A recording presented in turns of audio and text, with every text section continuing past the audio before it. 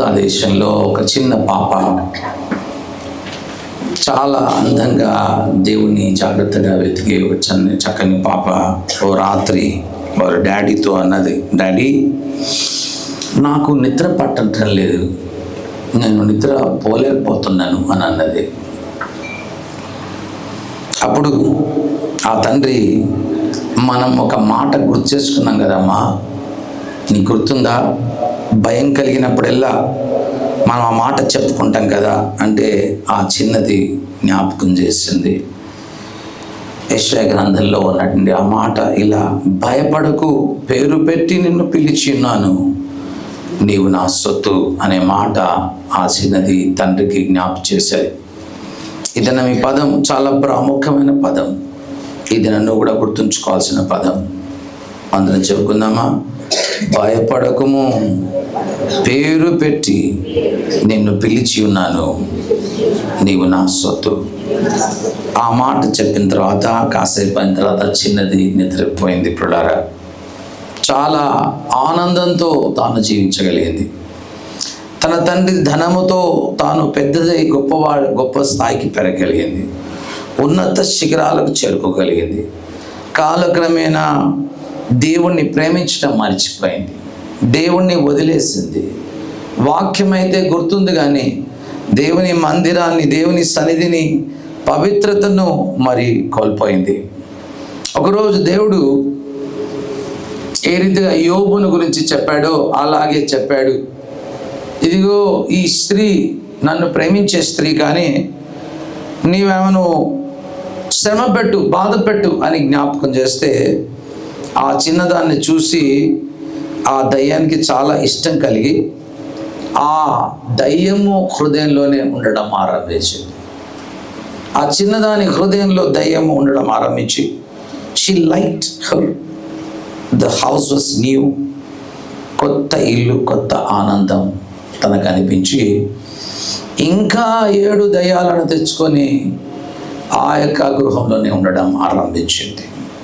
అప్పుడు ఆమె ఆ మాటను ఎన్నోసార్లు గుర్తు చేసుకుంది, భయపడకు, పేరు పెట్టి నిన్ను పిలిచాను, నీవు నా సొత్తు అనే మాటలు ఎన్నిసార్లు చెప్పినా ఆ దయ్యం మాత్రం వదిలిపెట్టలేదు. ఆ దయ్యం ఆ యొక్క యవనస్తురాల్లో ఉండిపోయింది.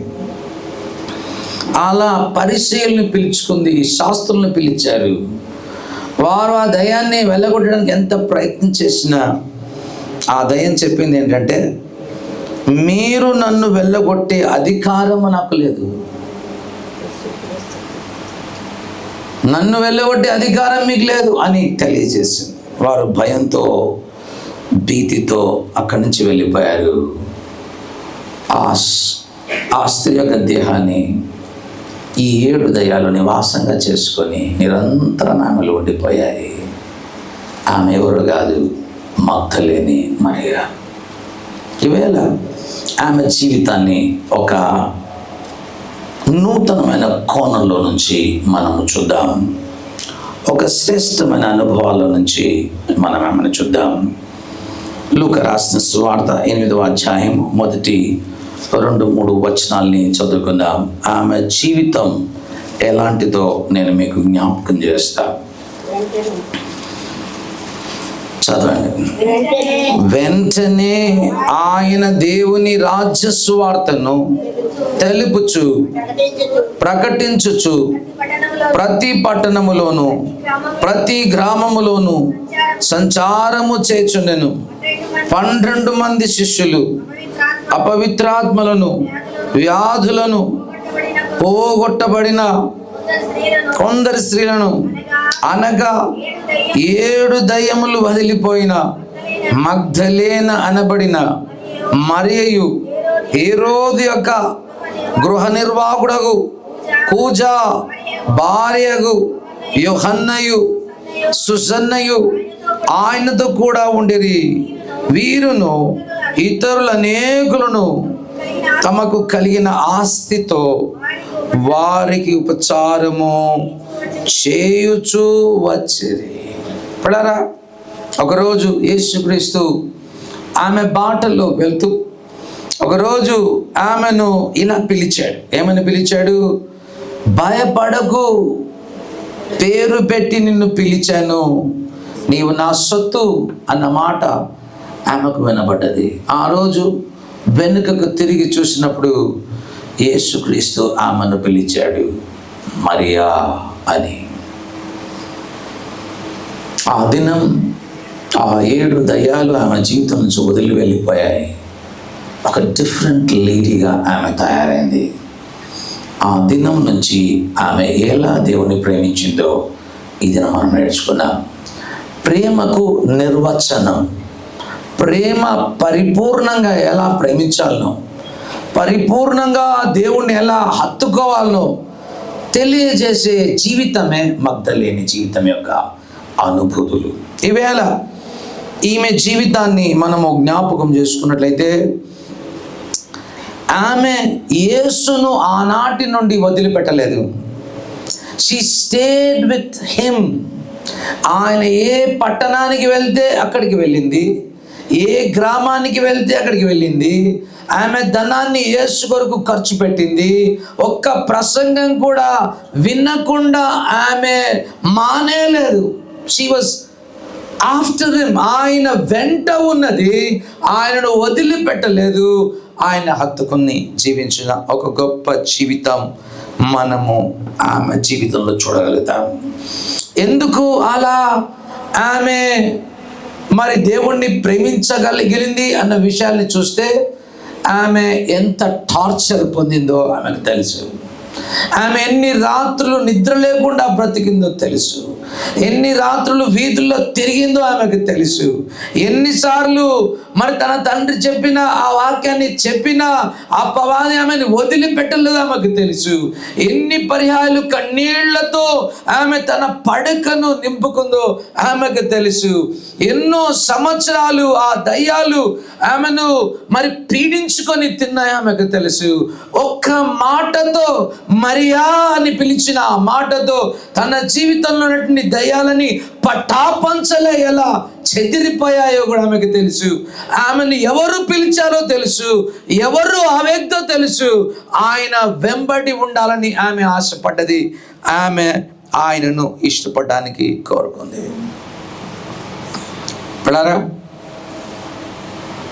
ఈవేళ మనం గుర్తుంచుకోవాలి, యేసుక్రీస్తు సేవలో ముందుకు కొనసాగుతుంటుండగా ఆయన సొంత వారే ఆయనను అప్పగించారు. ఆయన సొంత వారే ఆయనను డినై చేశారు. అయినప్పటికీ మగ్దలేని మరియ మాత్రం యేసును ఏ కోణాన వదిలిపెట్టలేదు. ఒకరోజు యేసుక్రీస్తు చనిపోయిన తర్వాత ఒక శిష్యుడు అంటాడు, నీవే కదా యేసును మరి బొంకింది అని పేతురుతో అంటే, పేతురు ఇలా అంటాడు, యూదా అప్పగించి అమ్ముకున్నాడు అంటున్నారు కదా, మనమందరం యేసును అప్పగించి అమ్ముకున్నాం. మీరు నన్ను నిందించి నేను బొంకాను అంటున్నారు కదా, పిరికి పందల్లా పారిపోయి నేనెలా బొంకానో మీరు కూడా అలాగే బొంకారని మీకు తెలియదా అని వాగ్వివాదాన్ని మనము జ్ఞాపకం చేసుకోవాలి. దిస్ లేడీ, ఏ దినమైతే యేసు ఆ వ్యక్తిని దర్శించాడు, ఏ వ్యక్తి మరి ఆ వ్యక్తిని ఏ దినమైతే యేసు మరియా అని పిలిచాడు, ఆ దినం మొదలుకొని యేసును ఏ రోజు, ఏ క్షణము, ఏ గడియ, ఏ ప్రాంతంలో కూడా వదిలేదు. That is the pure love of Magdalene Maria. పిల్లారా, బైబిల్ గ్రంథంలో 4 మరియలు ఉన్నారు. కన్ఫ్యూజ్ కాకూడదు. ఒక స్త్రీ, ఒక మరియా మనందరికీ తెలుసు, కనురాలు, ధన్యురాలు, బ్లెస్సెడ్ మేరీ, ప్రభువైన యేసుక్రీస్తు యొక్క తల్లి. రెండవది, యేసుక్రీస్తు చాలా ఇష్టపడి మరి కోరుకున్నటువంటి గ్రామమైన బేతనియాలోని మరియా మనందరికీ తెలుసు. లాజరు, మార్త, మరియల రెండో రకపు మరియ. మూడో మరియను మరి చాలా మంది ఏమంటారంటే పాపాత్మురాలైన మరియ అంటారు. లూకా రాసిన సువార్త 7వ అధ్యాయంలో ఉంటుంది. కానీ ఈ Maria is totally different Maria, Magdalene Maria. Magdala అనే ప్రాంతంలో ఆమె ఉండేది. గలిలయ ప్రాంతంలోని ఒక చిన్న గ్రామంలో మగ్దల అనే ఊరిలో ఆమె ఉండేది కనుక మగ్దలేని మరియా అని ఆమెకు పేరు పెట్టబడ్డది. ఆమెను గురించి వచనాల్లోకి వెళ్ళక ముందు కొన్ని ఇంట్రడక్షన్ లాగా కొన్ని మాటల్ని గుర్తు చేస్తా. ఎప్పుడైనా ప్రేమ క్యాజువల్గా ఉందనుకోండి, క్యాజువల్ అంటే ప్రేమిస్తానులే, మేము కూడా ప్రేమిస్తున్నానులే అనేది ఉన్నట్లయితే క్రౌడ్స్లో కలిసిపోయే ప్రేమ అది. అవుట్ స్టాండింగ్గా నిలబడే ప్రేమ కాదు. అవుట్ స్టాండింగ్గా నిలబడే ప్రేమ ఎలాంటిది తెలుసా? దేవుడు ఒక వ్యక్తిని దర్శించిన తర్వాత వెనక కనబడాడు, ఎప్పుడు కూడా ముందుకు కనబడతాడు, యేసుతో నడుస్తాడు, యేసుతో నిలిచి ఉంటాడు, యేసును హత్తుకుంటాడు, ఆయనకు ప్రయారిటీ ఇవ్వాలని ఆశపడాడు. కానీ ఆ వ్యక్తి యేసు చెంత నిలిచి ఉండే అనుభవాలు కలిగి ఉంటాయి. So casual love never fades away in the crowds అంటాడు ఒక భక్తుడు. She stayed close to Jesus. She supported Jesus ministry. She did not see Jesus on the cross. కల్వరిలో ఆయన చనిపోయినాడు, అయ్యో చనిపోయాడు అని పరిగెత్తుకొని అప్పుడు ఆయనను వెతుక్కుంటూ రాలే. ఆయన ప్రతి క్షణములో ఆమె ఉన్నది. యేసు యొక్క జర్నీలో ఆమె ఒక భాగమై ఉంటుంది. She is a part of Jesus journey అంటాడు ఒక భక్తుడు. ఆమె యేసు చేసిన ప్రతి అద్భుతాన్ని చూసింది. ఆమె యేసు పలికిన ప్రతి వాక్యాన్ని వినగలిగింది. ఆయన ప్రబోధించిన ప్రతి బోధను ఆమె చెవుల్లోకి వెళ్ళనిచ్చింది. ప్రతి గ్రామంలో ఆమె కనపడ్డది, ప్రతి ఊరిలో ఆమె కనపడ్డది. మరి ఆమె అనేక మంది శత్రువులు యేసుకు ఎక్కువైతున్న దినాల్లో కూడా యేసును అంటి వెంబడించగలిగింది. ఆమె ఏ రోజు కూడా డిసపియర్ అయిపోలే. షీ వాజ్ విత్ జీసస్ అన్న విషయాలు ఇందాక మనము లూకా రాసిన సువార్త 8వ అధ్యాయంలో మనం చదువుకోవాలి. ఎందుకంటే పిల్లారా కొన్ని వచనాల్ని ఈమెను గురించి నేర్చుకుందాం. ఈమె ఎంత ఘనురాలు అంటే అన్ని సువార్తలు ఈమెను గురించి ప్రస్తావించాయి. All gospels speak of this Mary, a Mary which loved Jesus so much. ఎంతగా ప్రేమించిన ఈ స్త్రీని గురించి సువార్తలు ఎక్కడి కూడా క్లుప్తంగా సంక్షేపంగా రాయలే. ఎవ్రీబడి రోట్, చాలా ఘనంగా గంభీరంగా రాశారు. మొట్టమొదటిగా మత్తయి రాసిన సువార్తలోకి వెళ్దాం. మత్తయి రాసిన సువార్త 25వ అధ్యాయము 55వ వచనం 56వ వచనాన్ని చూద్దాం. Matthew chapter 27 verse 55 and 56. యేసునకు ఉపచారము చేయుచు 55వ వచనం. ఆ గడియలోనే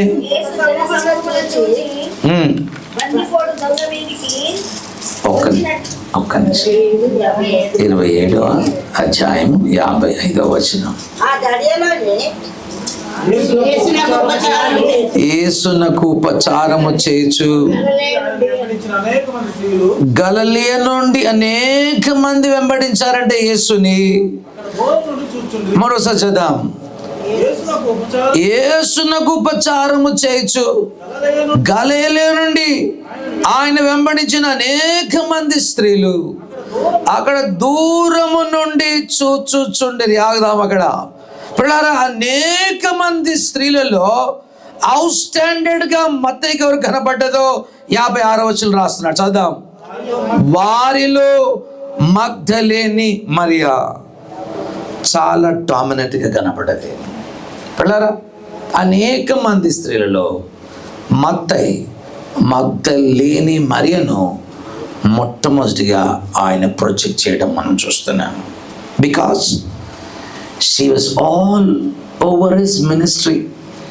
యేసు యొక్క పరిచర్యలో ఆయనతో నిలబడిన ఒక స్త్రీగా మత్తయి గమనిస్తున్నాడు కనుకనే ఆయన ఈ భాగంలో మనకు జ్ఞాపకము చేస్తా ఉన్నాడు. పిల్లారా, యేసుక్రీస్తు గెత్సెమనే తోట గురువారం రోజు ఆయన గెత్సెమనే తోటలో పట్టుకున్నారు. ఆమె కూడా అక్కడుంది. ఆ రోజు నుంచి మరుసటి దినమైన శుక్రవారం ఉదయం ఆయన సిలువకు వేశారు. అక్కడ ఆమె నిలిచి ఉంది. ఉదయం మొదలుకొని సాయంకాలం 6 గంటల వరకు అక్కడ ఉంది. షబ్బాత్ ఇంకా ఆరంభం కాలేదు కనుక దాని తర్వాత ఉదయాన్నే అంటే ఆదివారం ఉదయం కూడా ఆమె అక్కడే ఉన్నది. అందరూ వదిలిపెట్టినా, అందరూ విడిచిపెట్టినా, అందరూ మరిచిపోయినా she was there. 28th chapter మొదటి వచనం చదువుదాం. విశ్రాంతి దినము గడిచిపోయిన తరువాత ఆదివారం తెల్లవారుచుండగా మగ్దలేని మరియయు వేరొక మరియయు సమాధిని చూడవచ్చు. చాలండి, మగ్దలేని మరియ మొట్టమొదటిగా యేసు సమాధి దగ్గర కనబడినట్లుగా ఏ స్త్రీల గురించి రాయబట్టలేదు. ఆమె పెద్ద ప్రసంగం చేయలేదు, పెద్ద పాట పాడేది కాదు, లేకపోతే ఇంకొకటి ఏది లేదు ఆమెలో. She was just staying with Jesus. యేసుతో ఉండడానికి ఇష్టపడ్డది అంతే. ఆమె ప్రసంగం చేయలేదు, పరిచర్య చేయలేదు, ఇంకొకటి చేయలేదు.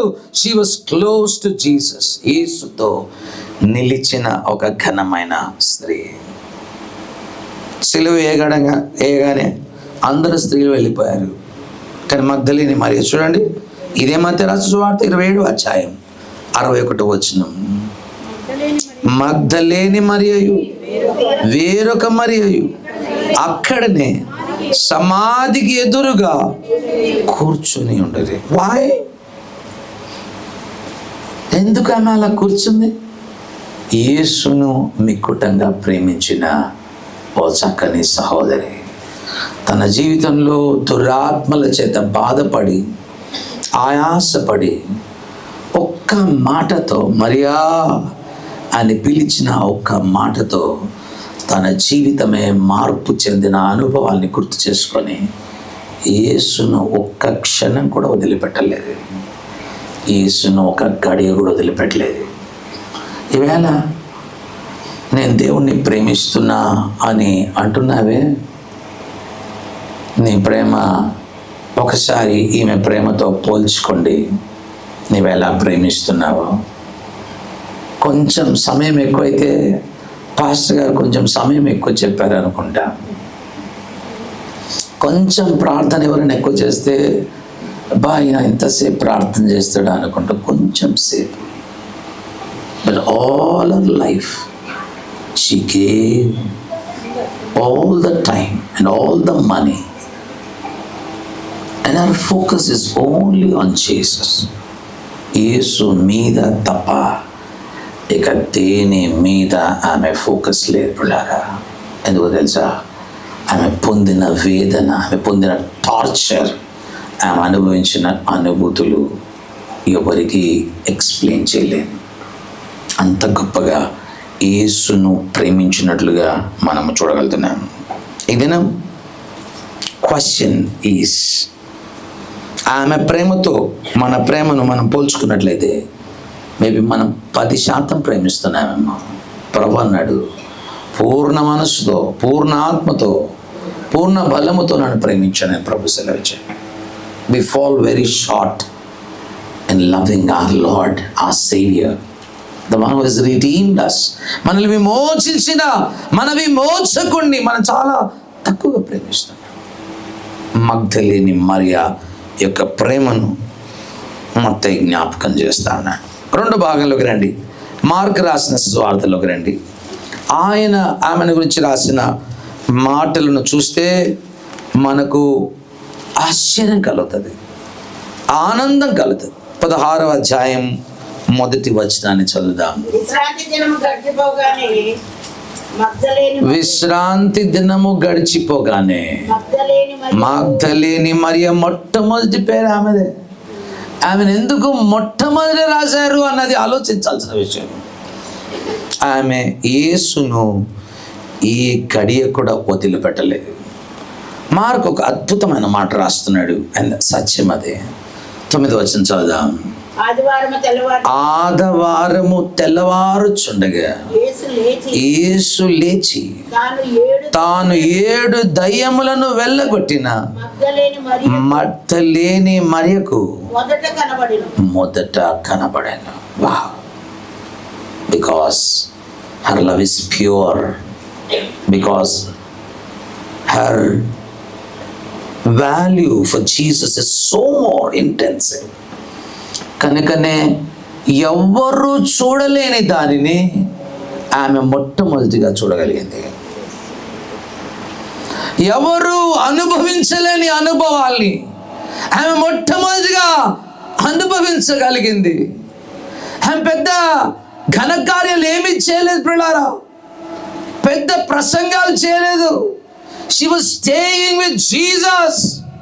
యేసుతో నిలిచిన ఒక స్త్రీని చూస్తున్నాం.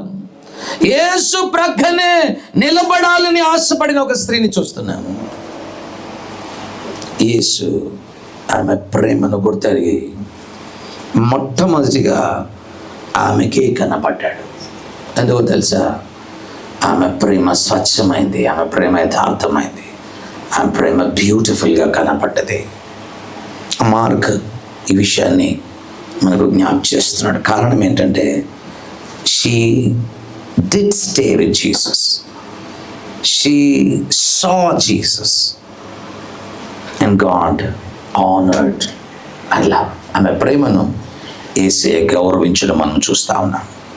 లూకా రాసిన సువార్తలోకి రండి,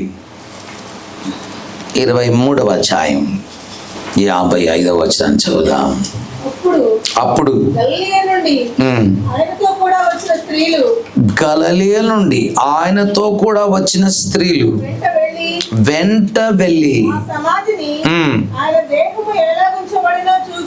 చాలండి, యేసుక్రీస్తు సిలువ వేయబడటం ఒక ఎత్తు అయితే, ఆయన సమాధి ఇంకొక ఘనమైన ఎత్తు ప్రళారా. ఆ సమాధి మరి ఎవరిదంటే 50వ వచనంలో అరిమత్తయి యోసేపుది. అంతేకాకుండా ఆయన రాత్రి వేళ కలుసుకున్న నికోదేము, వారిద్దరూ కలిసి యేసు దేహాన్ని పిలాతు దగ్గర నుంచి అడుక్కొని అందరూ వెళ్ళిపోయిన తర్వాత వారిద్దరు ఇంకా సబ్బాతు ఆరంభం కాకముందు ఆయన త్వరగా బట్టలు చుట్టి ఆయనను ఒక అద్భుతమైన సమాధిలో పెట్టారు. గలిలయ నుండి 55వ వచనం, గలిలయ నుండి ఆయనతో కూడా వచ్చిన స్త్రీలు వెంట వెళ్ళి ఆ సమాధిని, ఆయన దేహము ఎలాగుంచబడాలనో చూచారు. మగ్దలేని మరియా చూసింది. పిల్లలు 10వ వచనం చదువుదాం. 24వ వచనంలోకి రండి. అపోస్తలులతో చెప్పిన వారు ఎవరనగా మగ్దలేని మరియయు, యోహన్నయు, యాకోబు తల్లి అయిన మరియను, వారితో కూడా ఉన్న ఇతర స్త్రీలను. చాలండి, మగ్దలేని మరియ యేసు ఎక్కడ పెట్టబడ్డదో చూసింది. తర్వాత మగ్దలేని మరియ యేసు పునరుద్ధానుడైన తర్వాత యేసు ప్రభు ఆమెకి ఇచ్చిన ఫస్ట్ అసైన్మెంట్ని చూడండి. 10వ వచనంలో ఏమంటున్నాడు? ఈ సంగతులు మరియా నువ్వు వెళ్ళి ఎవరికి తెలియచేయాలంటే అపోస్తులకు చెప్పుమని చెప్పాడు యేసుక్రీస్తు. ఎవరికి చెప్పమని చెప్పాడు? సో మగ్దలేని మరియా అపోస్తులు అంటే 12 మంది పంపబడిన వారు, దేవుని చేత పంపబడిన వారు, పంపబడినటువంటి అపోస్తులకు మగ్దలేని మరియా ఏమైంది? అపోస్తులుగా పంపబడ్డది. The first apostle of Jesus Christ's resurrection has been preached by a lady, and that is మగ్దలేని Mariya. అపోస్తులకే అపోస్తురాలిగా దేవుడు ఆమెను నియమించాడు. ఏమైనా ప్రియులారా, ఆమెకి ఇవ్వబడినటువంటి ఘనతను మీకు జ్ఞాపకం చేస్తా ఉన్నాను. అపోస్తులు పునరుద్ధానుడైన క్రీస్తును ఎరగడానికి యేసయ్య ఒక స్త్రీని అపోస్తురాలిగా సిద్ధం చేసి ఆమెను అపోస్తురాలిగా పంపగలిగాడు. What a great privilege.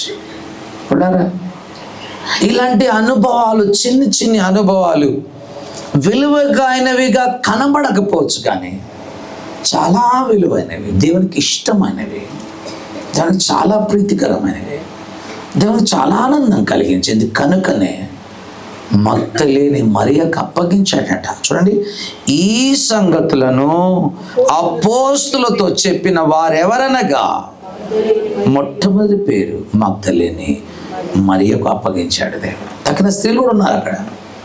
She is an apostle to the apostles of Jesus Christ. ఎంత గనురాలిగా దేవుడు ఆమెను సిద్ధపరిచాడు. ఈవేళ మనము గుర్తు చేసుకుంటున్నాం. ఆమె ఎంత అద్భుతమైనటువంటి వ్యక్తిగా మనం ఈ భాగంలో మనము చూడగలుగుతా ఉన్నాం. పిల్లారా, ఫైనల్ భాగంలోకి వద్దాం. యోహాను రాసిన సువార్తలోకి రండి. ఇందులో నుంచి కొంత పాఠాన్ని నేర్చుకొని ఇది మనం ముగించుకుందాం. యోహాను రాసిన సువార్త 20వ అధ్యాయంలో కొన్ని మాటల్ని మనం చూద్దాం. నేను చదువుతాను, చిన్న పదాలే కనుక నేను చదువుతుంటాను, మీరు వినండి, నేర్చుకోండి. దేవుని ప్రేమలో ఎలా ఎదగాలనో తెలుసుకోండి. ఆదివారమున మొదటి వచనం, ఇంకను చీకటిగా ఉన్నప్పుడే మగ్దలేని మరియ పెందల కడ యేసును చూడడానికి, ఆయన కలుసుకోవడానికి వచ్చింది. ట్రూ లవ్, నిజమైన ప్రేమ ఏంటో తెలుసా? ఇంకా చీకటిగా ఉన్నప్పుడే పెందల కడ లేచి దేవుని దగ్గర కూర్చునే అనుభవం. అబ్బో మా వాళ్ళగా సార్ మేము చేయలేము సార్, ఏదో 9 గంటలు చేసుకుంటాం, అంత పనులు అయిపోయినాక నిమ్మలంగా చేసుకుంటాం.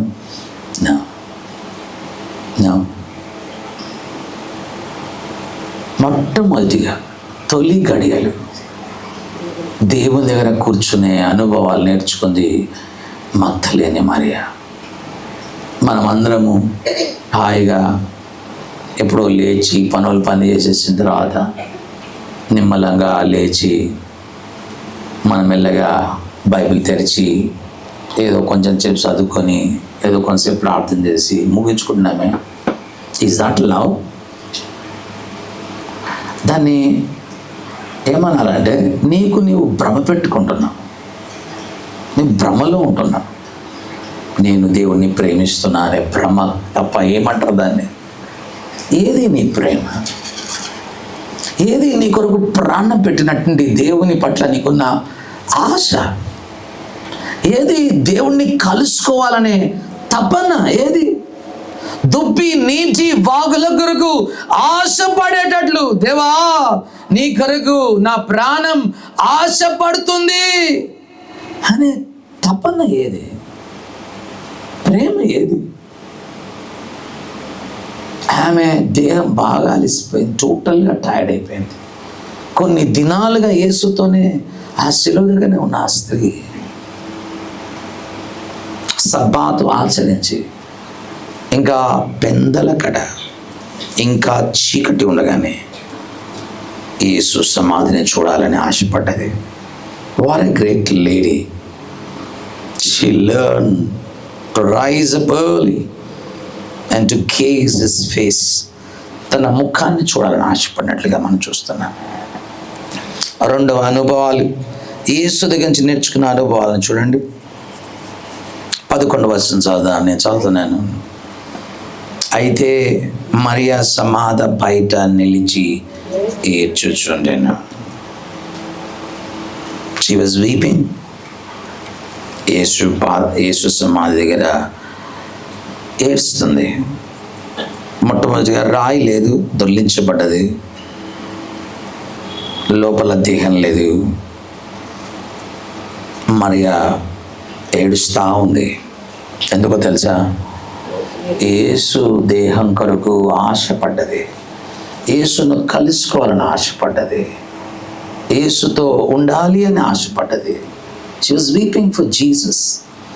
యేసు నాకు కావాలి, యేసు లేకుండా నేను బ్రతకలేను, యేసే నా జీవితంలో మూలాధారం. దేవాలయం కాదు, శాస్త్రులు కాదు, పరిసయ్యులు కాదు, బలులు కాదు, నాకు ఏమొద్దు, నాకు యేసు ఒక్కడే కావాలి, యేసు ఒక్కడే కావాలి. That was the longingness of this lady Maria Magdalene మరి యొక్క జీవితం. యేసు కావాలి అని ఏడ్చి అనుభవాలు. అప్పుడప్పుడు పిల్లలు ఏడుస్తుంటారు చాక్లెట్ కావాలని. కొంతమంది రోడ్ మీదకి వచ్చి దొర్లుతారు, ఎందుకంటే మా అమ్మ రోడ్ మీద దొర్లితే మురికి అంటుకుంటుంది అని చెప్పి చాక్లెట్ కొనిస్తాను. కొంతమంది దొర్లుతారు రోడ్ మీదకి వచ్చి. She was longing. యేసు కావాలి, యేసు కావాలని ఏడుస్తుంది. 11వ వచనంలో 2 భాగం. అక్కడికి ఆపలేదు, ఆమె కళ్ళ నుంచి నీరు కారుతుంది. ఎప్పుడైనా ఆలోచన చేయాలి, ఒక వ్యక్తి కన్నీళ్ళు కారుతున్నాయంటే కారణం ఏంటి ఆలోచన చేయాలి. ఒక వ్యక్తి బాగా ఆనందంగా ఉన్నాడంటే ఆలోచన చేయాలి. Why do we cry and why do we be happy? Questions to answer to yourself. నేను ప్రసంగం చేయటం లేదు, నీ కొరకు నువ్వు ఆలోచించుకోవాల్సిన విషయం. ఆమె 11వ వచనంలో 2 భాగం. ఆమె ఏడ్చుచు సమాధిలోకి వంగి చూడగా ఆమె ఏడుపు ఆపలేదు. ఆమె ఏడుస్తూనే ఉంది. ఆమె ఎప్పటి నుంచి ఏడుస్తుందో తెలుసా? గెత్సెమనే తోటలో యేసును పట్టుకొని పోయినప్పటి నుంచి ఏడుస్తుంది. ఇది క్లైమాక్స్ కండిషన్. ఇది శుక్రవారం, శుక్రవారం సిలువ మీద ఆయనప్పుడు ఏడుస్తుంది. ఆయన సబ్బాతు దినాన ఆమె ఏడుస్తూ వచ్చింది. తెల్లవారినప్పుడు కూడా ఆమె ఏడుస్తూ వచ్చింది. ఆమె ఏడ్చుచూ ఆమె సమాధిలోకి వంగి చూసినప్పుడు 2 దూతలు కనబడ్డారు. ఆమె ఆ దూతలను చూసి, ఇక చాలే, నాకు యేసు లేకపోతే ఏంటి, మహిమోన్నతమైన దేవదూతల్ని చూశానులే, ఇక చాలే అని తన దుఃఖాన్ని అక్కడ ఆపేలే. She was not satisfied with the glorious angels. ఆమె మహిమాయుక్తమైనటువంటి దూతలతో ఆమె యొక్క కన్నీళ్లు ఆగిపోలే, తృప్తి చెందలే. యేసు అనే ఒక వ్యక్తి తన జీవితానికి విలువైన వాడన్న అంశాన్ని తను గుర్తెరిగింది. లోపలికి వంగి చూసినప్పుడు దూతలు అన్నారు, ఏమన్నారు చూడండి, 13వ వచనం నేను చదువుతున్నాను. అమ్మా, ఎందుకు ఏడ్చుచున్నావు? Another question poses comes. ఆమె పలికిన మాట, నా ప్రభువును ఎవరో ఎత్తుకొని పోయిరి, ఆయన ఎక్కడ ఉంచిరో నాకు తెలియలేదు. నా ప్రభు కావాలి, నాకు నా ప్రభు నాకు కావాలి, నా ప్రభు నాకు కావాలి, ఆయన దేహం నాకు కావాలి.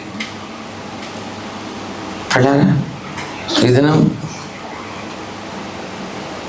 యేసుక్రీస్తు చెప్పాడు, ఆది అందు వాక్యం ఉండేను, ఆ వాక్యమే మన ప్రభు అంటున్నాడు. నాకు వాక్యం కావాలి, ప్రభు కావాలి, అందులో తృప్తి రావాలి, అందులో తృష్ణ కొనాలి.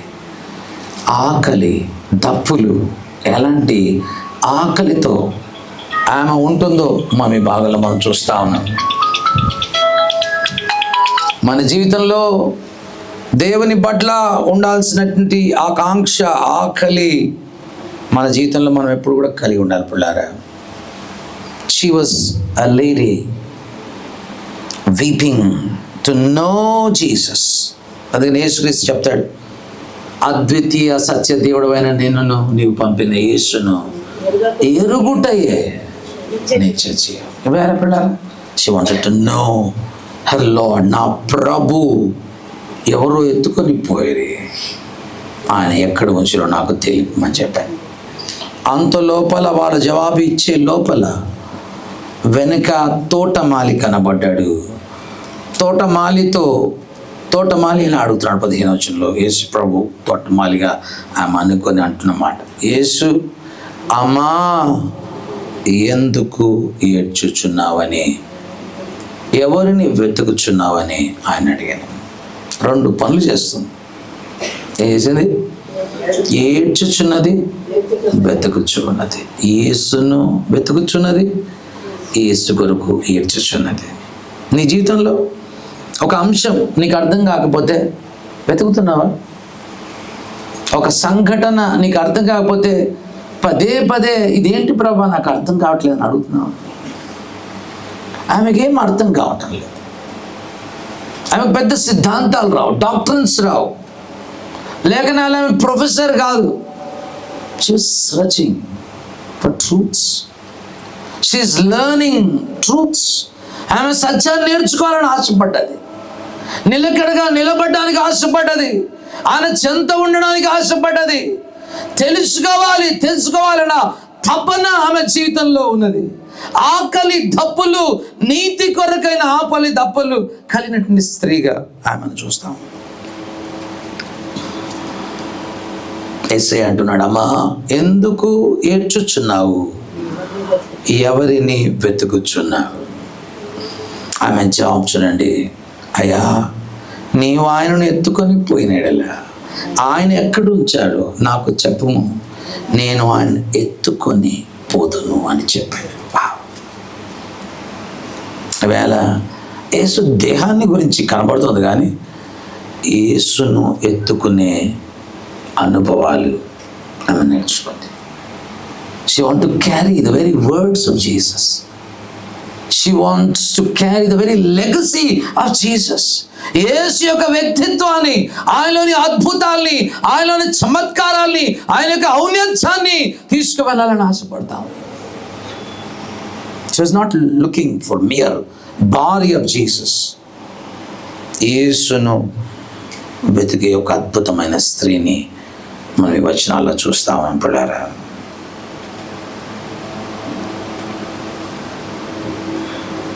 ఆమెలో ఉన్నటువంటి లాంగింగ్నెస్ని, ఆమెలో ఉన్నటువంటి ఆకాంక్షను మనం చూస్తా ఉన్నాం. యేసు ప్రభు ఆమెను ఏమైనా పిలిచాడో చూడండి. 16వ వచనం, యేసు ఆమెను చూచి 7 దయ్యాలు పట్టి రోడ్ల మీద తిరుగుతూ టార్చర్ పొందినటువంటి అనుభవాల్లో ఉన్నప్పుడు, భయపడకు,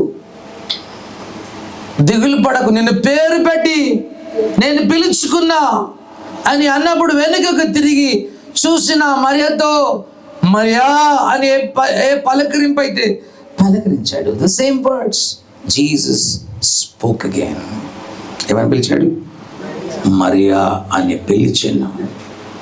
ఆమె ఆయన వైపుకు తిరిగి హెబ్రీ భాషలో ఇలా అన్నది, రబ్బూని అని పిలిచాను. ఆమె ఆయనను బోధకునిగా, తన యజమానునిగా, గురువుగా గుర్తుపట్టగలిగింది. జీవితంలో ఈ దినం నీ జీవితంలో ఎన్నో అర్థంగానే ఉండొచ్చు పిల్లారా. Is the only one who can teach you. He is the only one who can give piece in your brain.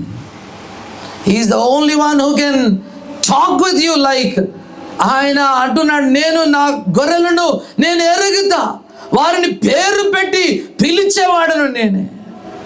ఈవేళ నిన్ను కూడా పిలుస్తున్నాడు, భయపడద్దు. నువ్వే స్థితిలో ఉన్నా నాకు తెలియదు, నేను నన్ను పేరు పెట్టి పిలిచేవాడను. యెషయా గ్రంథం 43వ అధ్యాయం 1వ వచనం అందరము చదువుదాం. నీ కొరకు దేవుడు ఇస్తున్నటువంటి వచనం ఇది. యెషయా గ్రంథం 43వ అధ్యాయం 1వ వచనాన్ని చదువుకుందాం. అందరూ తెలిసినట్లయితే అందరం కలిసి చదువుదాం ఈ భాగాన్ని. Isaiah chapter 43 verse 1. Ready, read.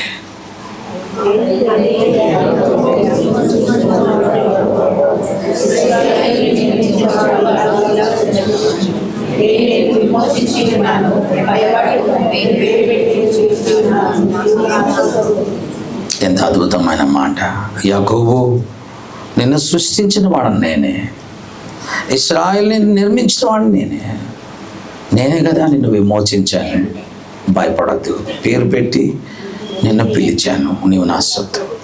ఈవేళ మరియా అని మగ్దలేని మరియనే ప్రభు పిలవడానికి ఇష్టపడితే నిన్నెందుకు పిలవడు? నిన్నెందుకు ఆయన పలకరించాడు? నీవు మరియలా శ్రద్ధగా వెతికితే, మరియలా ఆయన పాదాల ఉండడానికి ఇష్టపడితే ఆయన నీకు ఏం చూపించాడు? మగ్దలేని మరియకు చూపించగలిగితే నీకెందుకు చూపించాడు? మగ్దలేని మరియ వినగలిగితే నీకెందుకు నేర్పించాడు? మగ్దలేని మరియకు అర్థం కాని అనుభూతులు ఏవి లేకుండా చేశాడు. Because she loved Jesus with all her heart. ప్రేమంతటితో ఆమెను ప్రేమించిన ఒక అద్భుతమైన స్త్రీని వేళ మనం చూస్తున్నాం. గొప్పతనం ఏంటో తెలుసా? అపోస్తులు రాసిన కార్యం నుంచి మగ్దలేని మరియ కనబడదు. ఆమె లెగసీ పరలోకంలో రాయబడ్డది. ఆమె చాలా కాలం అక్కడి నుంచి మరి శిష్యులతో పాటు ఫ్రాన్స్ ప్రాంతానికి వెళ్ళగలిగింది. స్వార్థికురాలిగా ఉండగలిగింది. యేసుని గురించి బోధించగలిగింది. లేఖనాలు రాయలే. తర్వాత ఎఫెసస్ పట్టణానికి వెళ్ళింది. అక్కడ తల్లి అయిన మరియా వృద్ధురాలైన దినాలలో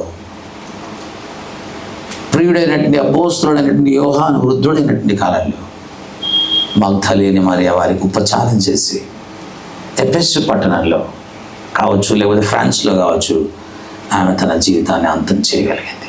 ఈవేళ పిల్లరా, she is the one who loved Jesus the most. పేతురైనా ఆయనను ముమ్మారు బొంకాడు. తోమా, నేను చేయి పెడితేనే కానీ నేను నమ్మను అని అన్నాడు. యూదా ఇస్కరియోతు అమ్ముకున్నాడు పైసలకు. కానీ మగ్దలేని మరియా ఆయనను ప్రేమించగలిగింది. ఈ దినం నీవు ఏ కోవకు సంబంధించిన బిడ్డవు? అమ్ముకుంటున్నావా ఆయనను? లేకపోతే బొంకుతూ బ్రతుకుతున్నావా? లేకపోతే నేను నమ్మను అంటున్నావా? లేకపోతే ఒక స్త్రీలా మగ్దలేని మరియలా ఆయన గాఢంగా ప్రేమిస్తున్నావా? ఆలోచన చేసుకో. మగ్దలేని మరియ జీవితం ఒక గొప్ప కనువిప్పును, ఒక గొప్ప ఆనందాన్ని కలగజేసింది.